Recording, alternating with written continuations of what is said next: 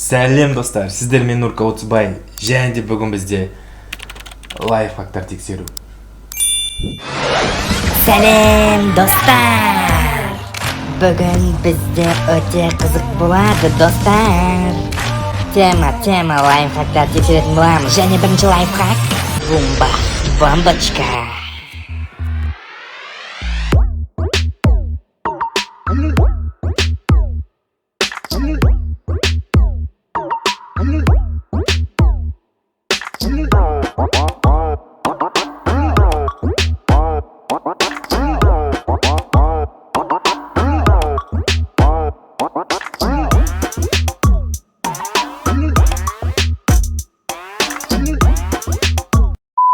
Достар, егер бұл лайфхак жұмыс жасаса,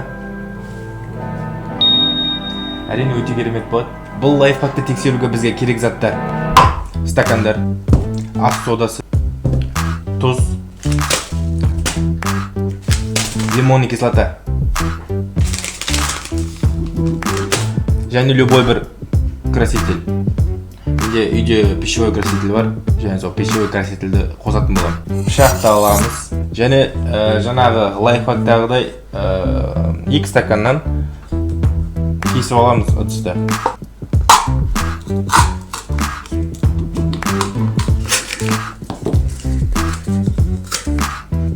Жалпы стаканымызды тесіп болдық. Жаңағы лайфхактағыдай айтатын болсақ, қысқасы тарелканы аламыз: сода, тұз, сұйық май, жарты қасық сұйық май. Шамалы араластырып жүреміз. Шамалы краситель қосамыз. Чуть-чуть деді ол. Шынымды айтсам, жаңағы лайфхактағыдай ондай не шығып жатқан жоқ. Білмеймін, что-то әлі бәрі араласып көпіріп не істеп жатыр. Әлі үшін мынандай ұнтақ әлі. Бірақ енді анаяқта жақсылап тұрып араластыру керек деді ғой. Сол себепті араластырамыз барынша.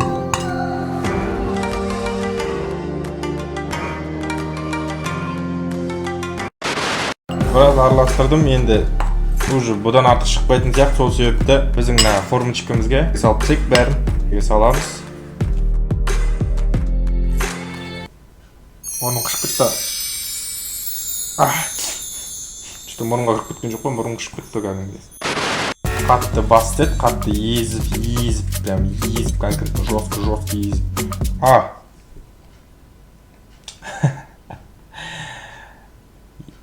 Бір затты ұмытып кетіппін.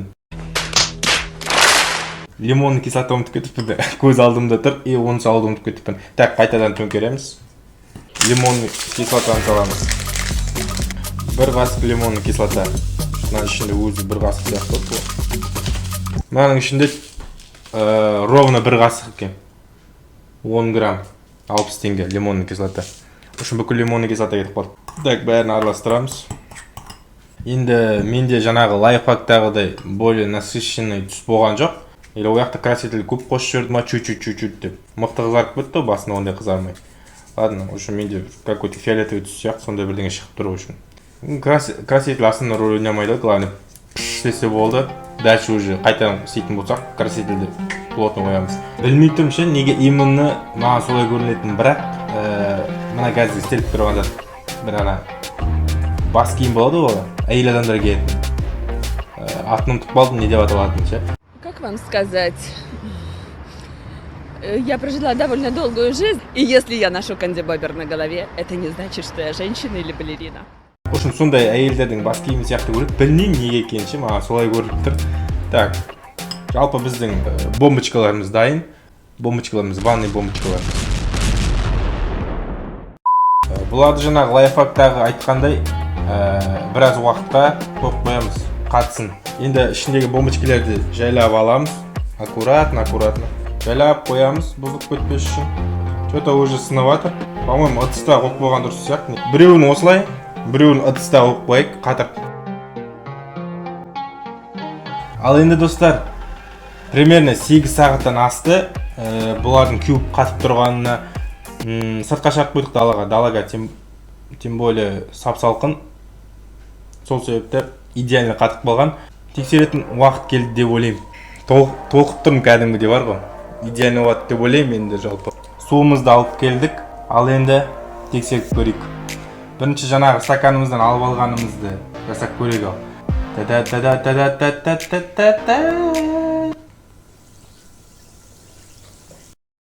Да ну! Идеально! Өздеріңіз көріп тұрсыздар ғой. Прям идеально.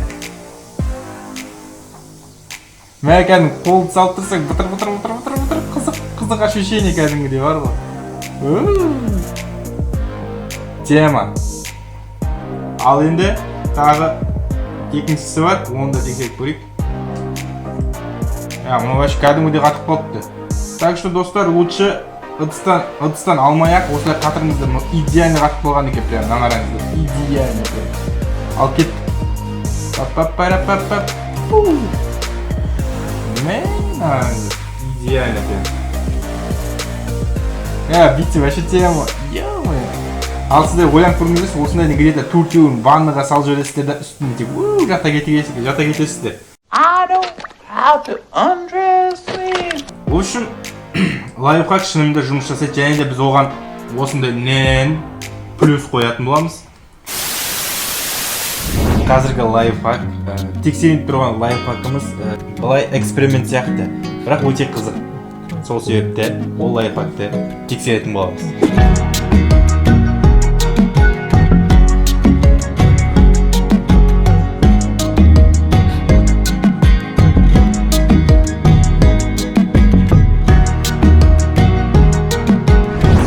Суларды трубчикмен асты қарай алып береді. Ешқандай қысым жоқ итеретін. Бұл жер чисто физика ғой. Кезінде физика сабағынан қашпағанда қазір сіздерге әдемілеп түсіндіріп беретін не үшін екен. Бұл лайфхак тексеруге бізге керек затта стакандар, трубочкалар, және красителер, және су.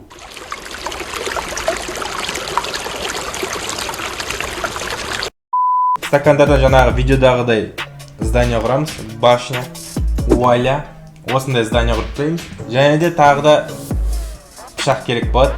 Мына жерден трубочкалерді, жаңағы видеодағыдай трубочкалерді сыйдыру үшін үстідегі каждый стаканды тесіп шығамыз. Негізі шегенің басын үйітіп бар, тесіп тұрған дұрыс. Или паяльник болса тіпті жақсы бұндай тесуге. Енді менде ондай жоқ, қапенде. Сол себепті пышақпен жайлап тесетін боламыз қайтадан. Что-то красительді көп құйып жүрген сияқты, айырмашылығы жоқ, мынау қайсы. Камерада вообще айырмашылығы болмайтын сияқты. В общем, мынау фиолетовый, мынау жап-жасыл зеленый, пышақ сияқты. Ал мынау көккүмбек, аспан сияқты. Ал көрейік ал. Мынау құлап кететін сияқты, көтермей суды. Ал енді кеттік, лайфхак жұмыс жасай ма, или жасамай ма, қазір білетін боламыз. Лайфхак дегенде эксперимент. Кеттік ал. Құлап кетпешті, құлап кет. Маяғынан кетті.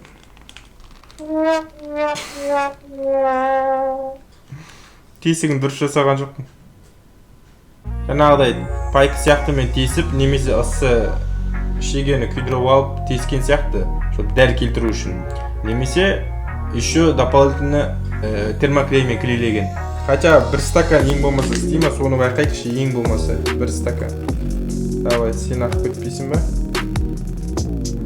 Так. Көрдіңіздер, кетіп атыр, көрдіңіздер. Значит, бұл видео эксперимент жұмыс жасайды. Тек мына жерлерді мен узорларын пышақпен кестім, бұл келіспейді. Пышақпен келіскен әлі ағып атыр. Дакан старталып кетіп атыр, көрдіңіздер ғой. Жалпы бұл видео лайфхак жұмыс жасайды. Сол себепті бұл лайфхакқа біз үлкен плюс қоямыз. Жалпы өте керемет, өте қызықты. Енді мына суды мынаған даканша құйып тастасам, тек мынаған ағады, мынаяқтан уже даже ақпай, себебі мына су жоқ. Көрейік, сонда дальше істеп тастайын.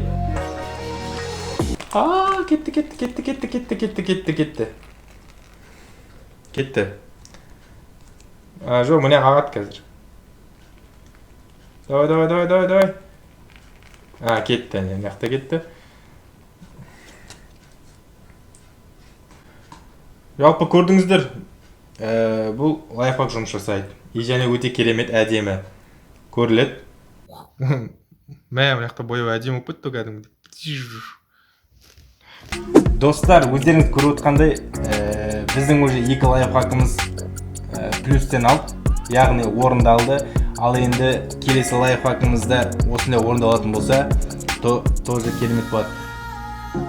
Скорее всего, ол лайфхак емес, эксперимент, но все равно тексеріп көретін боламыз. Кеттік. Бұл лайфхакқа керек заттар: 1 стакан су құйылған. Болды, басқа ештеме керек емес. Хотя бұны жағатын шыртпа керек. Және асты күйіп кетпес үшін қоятын зат керек. Сақтықта қорлық жоқ қой. Бұл тоже эксперимент болып есептеледі. Және бұл лайфхак деп айта берейікші жалпы. Негізі бұл лайфхакты жұмыс жасамайды деп ойлаймын, себебі дакан мына от жанатта именно ішінде су төгіліп, общем, жағына бытшыт болып, мынау бүкіл су ағып кету керек, общем, жалпы. Солай ойлаймын. Ал енді кеттік тексеріп көрейік.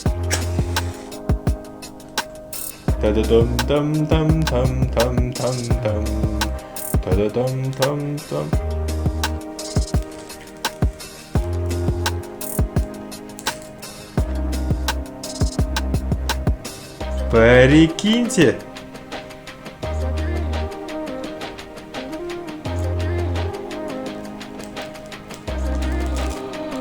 Прикиньте, жалпы бір капелька су ағып көрген жоқ жерге әлі. Жалпы түсінсем бұйырмасын, бұл қалай бүйтіп тұрған. Страшно, очень страшно. Мы не знаем, что это такое. Если бы мы знали, что это такое, мы не знаем, что это такое. Бірақ иіс деген страшно, пластмасс деген иіс. Жалпы қазір өртеп көрейікші пластмассты. Өртене ме екен? Өртене ме, өртенбей ме, пластмасстың өзі көрейік.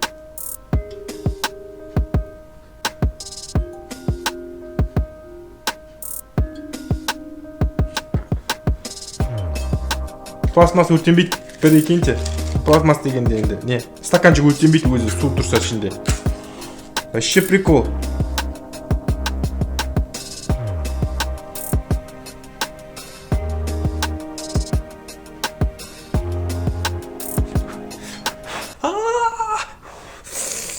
Қолым күйіп кетті ғой.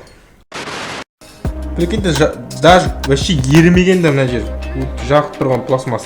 То есть стаканчик. Тағы да көргім кетті. Жоқ. Мынау общем сиқыр. Әрине қалжың.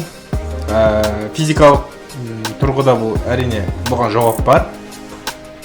Жаңағы общем енді сіздерге енді интернетте оқып алып бір өзімше бір ақылсынып ондай айтпай қойын. В общем енді суда какой-то бір атом молекулалары бар. В общем ыстық оны күйдіре алмайды. В общем мына пластмасс пен пластикпен қарым қатынаста тұр судың молекулалары и жалпы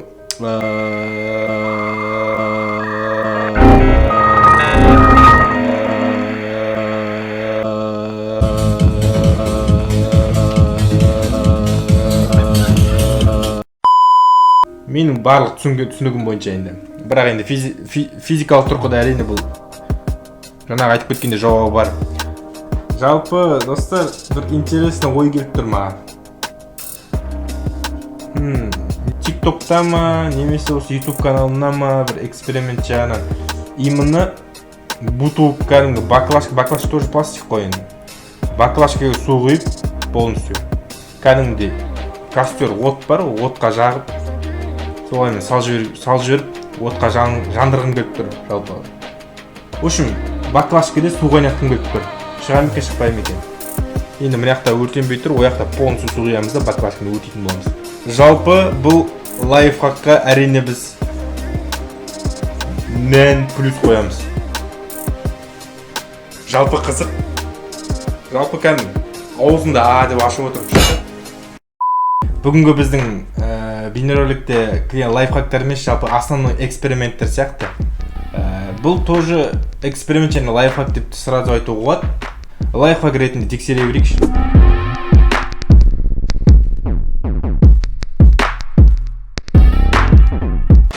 Жалпы бұл лайфхак тексеруге бізге керек заттар: апельсин және де шар. Өздеріңіз көргенде уже шар үріліп дайын тұр, және біз соларды апельсинмен жарып көретін боламыз. Ал енді апельсин убийцамыз дайын дейтін боламыз. Шынымды айтсам, шар жарылса жаман қорқам. Шар жарылғанда. Шарды аламыз. Ал көрек ал шарды.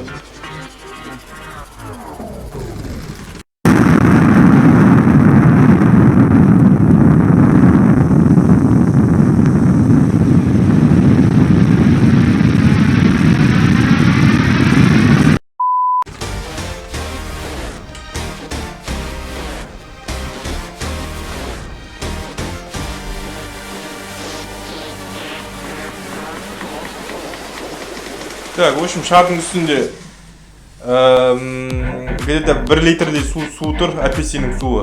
Жарылған жоқ бірақ шар. Сол себепті бұл лайфхакқа біз жестко минус қоямыз. Лайфхак жұмыс жасамайды. Ендігі достар, бұл видеоны точно лайфхак деуімізге болады. Және де бұл лайфхакты біз тексеретін боламыз.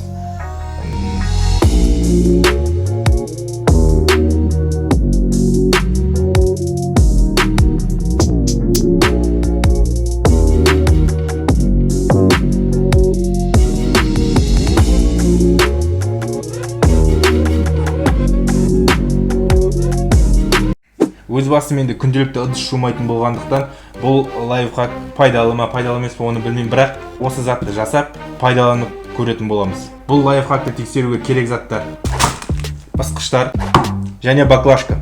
Жаңағы біз басын шауып алатын. Және де ұзын жіп. Пышақты аламыз, баклажканы кесеміз. Бір ысқышты аламыз да, бірден қалып өткіздік. Енді жіпті баклажкасына саламыз да, аузын бұрап жабамыз, жаңа лайфхактағыдай. И бізде керемет ысқылайтын шығады. Аты бұның не деп аталады екен? Былай қойсақшы. Ысқылашка аламын, баклажка аламын, ысқылашка шығарам. Так, қатылап тұрып крышкасын жабамыз. Және де жаңағы лайфхактағыдай брелок істеп аламыз.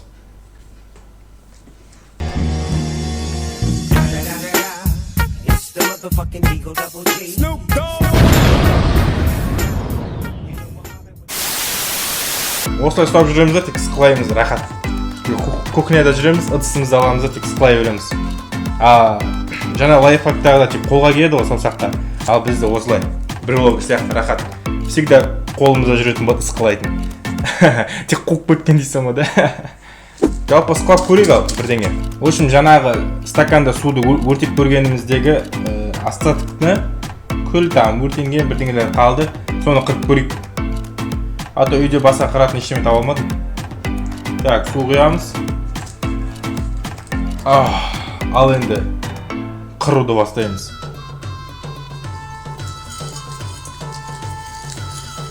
В общем, қолмен ұсталған ыңғайлы сияқты, чем мынамен. Қырылып тұр, таза, жалпы қырылып тұр. Бірақ енді сонда да қолайсыз, өз басым өзіме ұнаған жоқ. В общем, лайфхак жасауға болады, оған плюс қоямыз, және де минус қойғым келеді, себебі бұл менің ойымша ешқандай пайдасы жоқ. Әрине бұл жерде мен тағы да айта кетейін, мен күнделікті ыдыс жуып ондай айналыспаймын. Сол себепті бұл пайдаға сам пайдаспаймын, оны жағын білмеймін. Жалпы өздеріңіз жасап көріңіздер, егер өздеріңіз ұнайтын болса, әрине пайдалы. В общем, жасалынады лайфхак, қырып тұр, бәрін жақсы. Бірақ енді маған қолайсыз. Сол себепті солай. Ең бастысы лайфхакты тексердік. Шашым түсіп жатыр что-то. Что-то шампунь ауыстыру керек шығар. Шампунь жумайсың ба? Скажи перхоти, көзіме көрінбейтін болды, түсіндің ба? Ал енді достар, егер сендерге осы бейнеролик ұнаса, то подписаться нүктесін сұрғылып кетулеріңізді сұраймын. Және де лайк басып осы видеоға кез келген комментарий жазып кетулеріңізге болады. Ал енді бұйырса, келесі кездескенше. Мен ұйқым бар ғой, мықты келіп тұр бар ғой. Далаға шығып алып бір бой жазып алсаң, қарға шомылып алып. И раз, два, три прихлопа, раз, два, оп!